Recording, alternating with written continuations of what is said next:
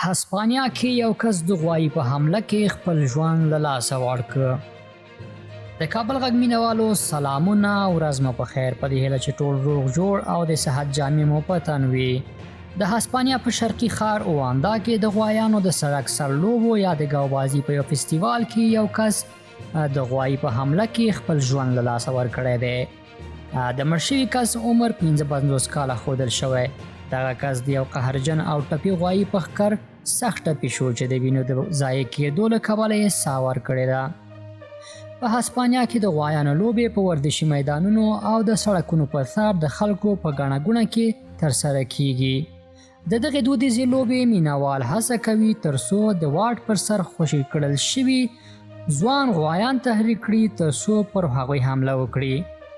ماهر لوبغاړي غوایي ته په فریب ورکولو هغه ستړی کوي، خو په دې منځ کې د غوایي تر حملې لاندې هم راځي. دغه لوبې کله یوې خوا خطرناکې دي، له بلې لورې د خندا ډکې په زړه پورې صحنې هم لري. په هسپانیا کې د کورونایي محدودیتونو له کبله د غوایانو لوبې درول شوې وې چې اوس بیرته پیل شوي دي. تر کورونایي محدودیتونو وروسته دا لومړی ځل دی چې په دغو لوبو کې یو کس خپل ژوند له لاسه ورکوي. تر دې وړاندې هم خلک وژل شوي دي. د هسپانیا شاوخوا 40 سلنه خلک د دغو لوبو د بندېدلو غوښتونکي دي. په دې هیله چې دغه معلومات مو خوښ شوي وي. که دغه معلومات مو خوښ شوي نو زموږ پاڼه وایس آف کابل یا د کابل غږ چینل سبسکرایبول مه هیروئ او دا ویډیو مخکې شیر کړئ. مننه.